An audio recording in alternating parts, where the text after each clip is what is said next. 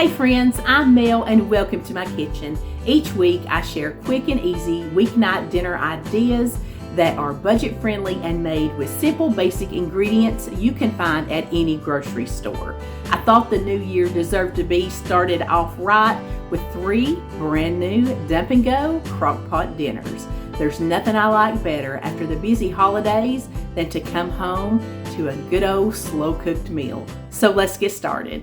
Before I leave the house today, I'm going to throw a dump and go crockpot meal into the crockpot. This is a southwestern style chicken dish. I'm going to use pasta with mine kind of towards the end. If you like rice, you could use that. And I am going to start with a package of the organic, free-range, boneless, skinless chicken breast that I love from Good Chop. First things first, give it a little spray with some nonstick spray or put you in a crockpot liner.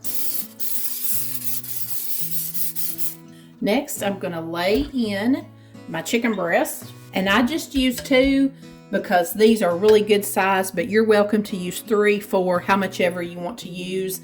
This recipe is very forgiving. I get asked a lot if I ever use crockpot liners, and I do, especially if it's something that I'm going to be taking somewhere, like to a potluck. But for filming purposes, I just think it gets in the way, and I want you to be able to see as good as you can. So for you friends, I'll wash this crockpot. Now we're just going to dump in the rest of our stuff. I've got about half of a diced onion, a can of black beans that I have rinsed and drained, 1 can of sweet whole kernel corn that I've drained, 1 can of the diced tomatoes with green chilies. I did not drain this can, and 1 can of cream of chicken soup. Now I'm going to put in about a cup of milk. I scraped that last little bit of soup out of my can, and then I'm just kind of going to spread everything out here before I start putting my seasonings on. I'm going to use 1 tablespoon of taco seasoning. If you use these packets, that's about half of 1 of them. I'm also just going to eyeball about a teaspoon of paprika. I'm going to hit it with a little bit of black pepper. And I used a low sodium taco seasoning, so I'm going to give it just a couple turns of some salt. If you're a fan of freezer meals, you could definitely make this a freezer meal. Up to this point, take everything that I put in here, put it in the freezer bag, write your directions on it, the name of it and the date, store it for whenever you're ready to make it. Then all you have to do is dump that bag, frozen or thawed, right into your crock pot and proceed from there. We'll add our cheese and our rice or noodles at a little bit later time. But for now, I'm putting the lid on this one. I'm going to set mine on low and it'll cook for about 6 to 8 hours. You could also cook this on high for 3 to 4 hours. But I just don't know how long I might be gone today, so I'm going to put it on low. I've been gone about 7 hours, so I know this is more than done. And I am just going to shred my chicken up down in this crock pot with my meat masher because it is good and tender. No need to take it out. Just going to make sure I've got it nice and chopped up. Then I'm going to put the lid back on it, and meanwhile over on top of the stove I'm boiling up about half of this 12-ounce box of bow tie pasta. I know that I said I was going to use that elbow macaroni, but after seeing how pretty that chicken looked with all the veggies, I just think either a spiral or a bow tie pasta would be really pretty in this. And of course, if you want rice, cook up 2 to 3 cups of rice to stir in. Now that my pasta is cooked up and drained, I'm just going to dump that right in this crock pot. I'm also going to throw in a generous cup of cheddar cheese, and let's stir all this in together.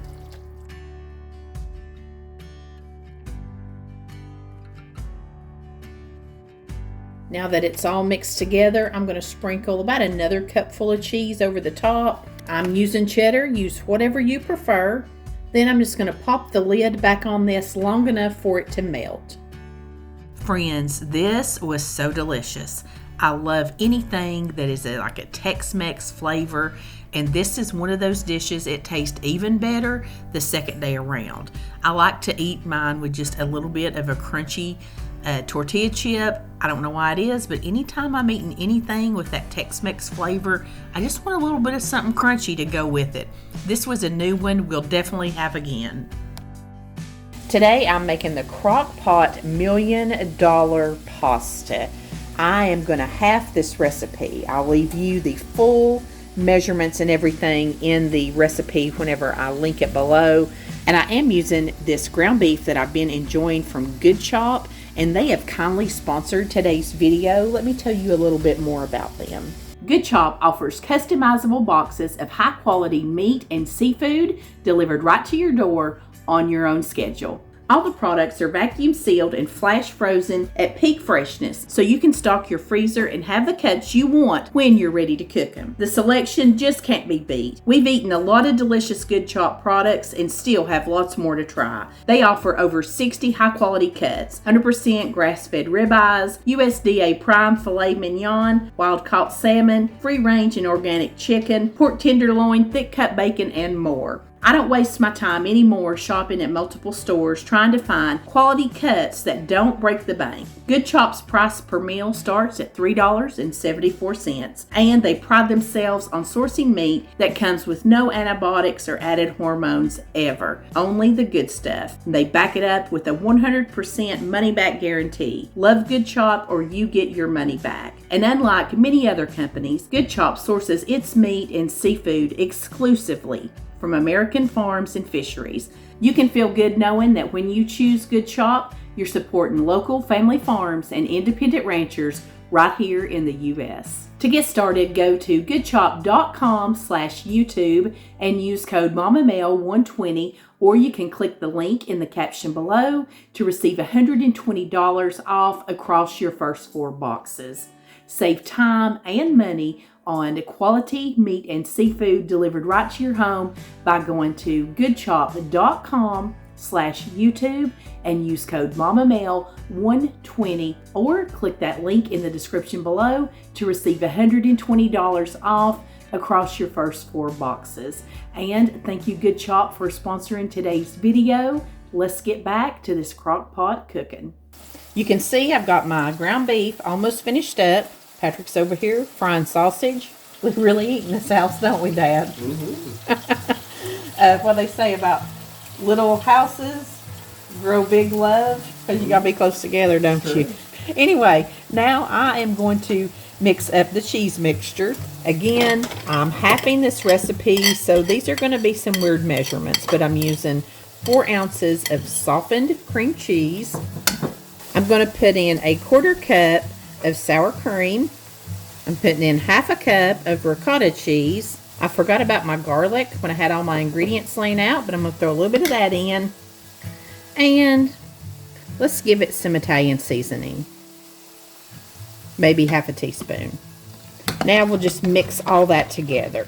Making smaller amounts of things is something I'm having to go back and learn. When Patrick and I was first married, I didn't cook a whole lot, but when I did start cooking, I had to make for 2 people. And when the kids were little, they didn't eat quite as much. Now, we've been through a spell where we had 4 adults, a lot of times 5 here eating. I could make big amounts of food, and it was so much fun. But now, a lot of times, there's just 3 of us, and even more than that, there's just 2 of us here for dinner now. So I'm having to learn how to condense recipes again. Today, I'm using my black crock pot. This is a 4-quart oval crock pot brand. I get questions about that a lot. So when you see me in this one, it's a 4-quart. When you see me use that maroon one, it's a 6-quart. I've sprayed my crock pot thoroughly, and I am pouring in 3/4 cup of my pasta sauce. That is 1/4 of the 24-ounce jar. Now we're going to lay in our pasta, and we're putting it in dry, not cooked. I'm using this cavatappi pasta. It's kind of a spiral shape. And since I am halving this recipe, I just put in about 1/4 of that package. Now I'm going to put in another 6 ounces or 1/4 jar of that pasta sauce. I think the layering in this recipe is very important since you are putting in your pasta uncooked. On top of that pasta sauce, we're also putting 6 ounces of water. Now I'm going to put in 1/2 of the hamburger meat or ground beef that I've cooked up. We'll just disperse that out a little bit. This layer requires no math from me, which is great with me because we're going to put our entire mixture that we made with the sour cream and the cream cheese and the ricotta cheese. All of that layer is just going to be dolloped right in here. Maddie came in when I was filming and she heard the name of this recipe. Then she heard me say I was halving it, and she said I was actually making the $500,000 casserole. So this shall forever in our house be known as the $500,000 pasta dish. It's a little easier from here on out. We're just using up the rest of our ingredients. So in goes the rest of my pasta. That's the other quarter of that package. Gonna put in the rest of this jar of ragu, which should be half of the jar. Another about 6 ounces of water, which is also about a quarter of this jar. And we're gonna finish it off with the rest of our ground beef.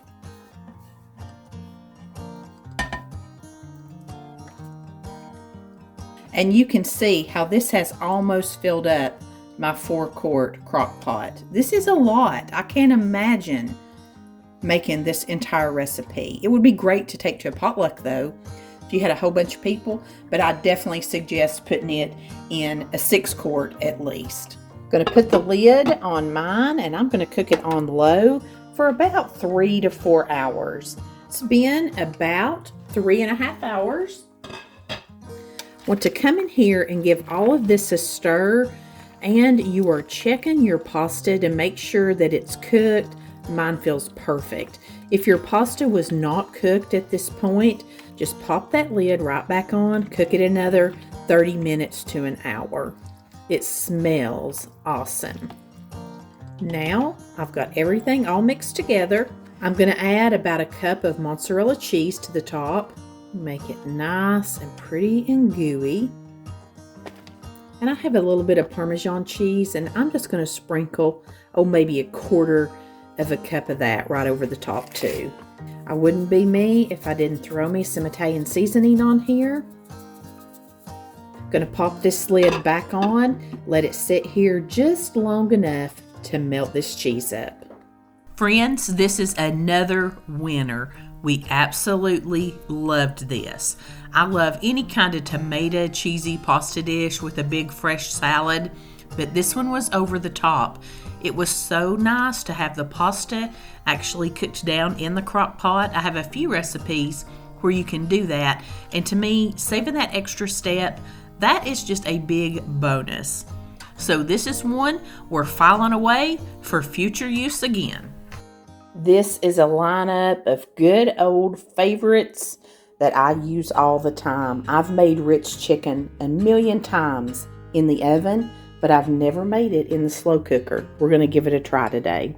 First things first, giving my crock pot a little spray with some nonstick cooking spray. Into the crock pot, I'm putting 1 can of cream of mushroom soup, 1 can of cream of chicken soup, about 1.25 cups of sour cream. I'm just eyeballing my measurements. And let's crack in about 1 teaspoon of some black pepper. No salt. These soups have plenty of sodium, but definitely want a nice little taste of black pepper in here. And I'm just gonna whisk all this together right here in the crock pot. If you do not like cream of mushroom or cream of chicken, just replace them with any cream of soup that you do like.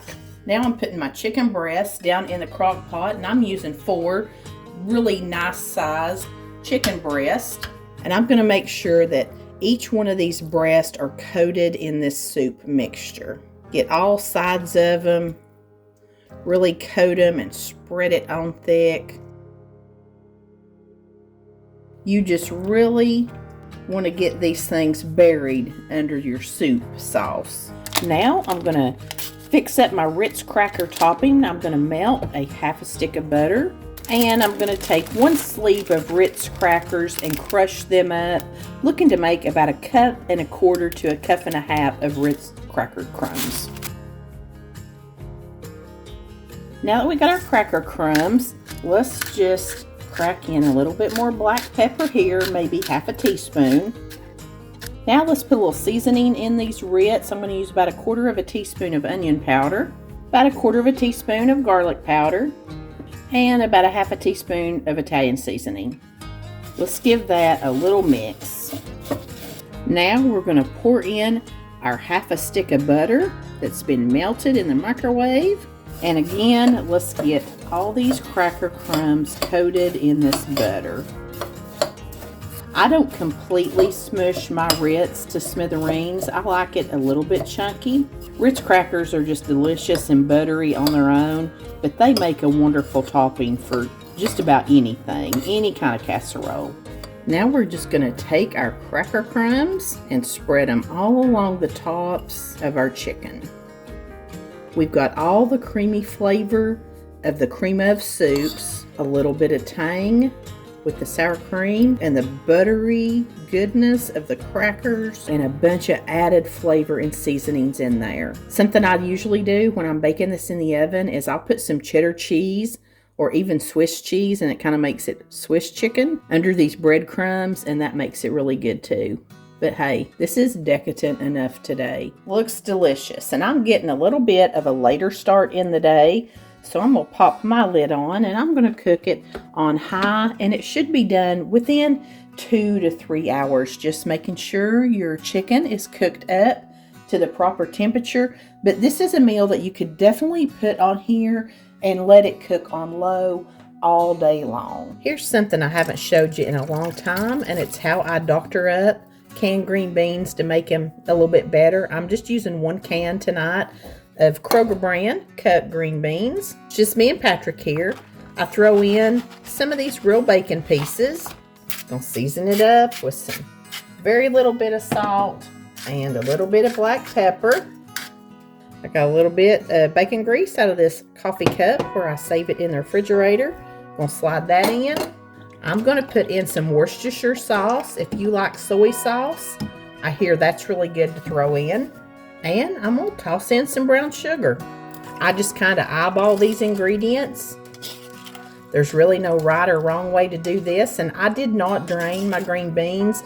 A lot of people swear by, draining that juice they come in off and using chicken broth or water, but I just do it right like this, and I have not had any complaints.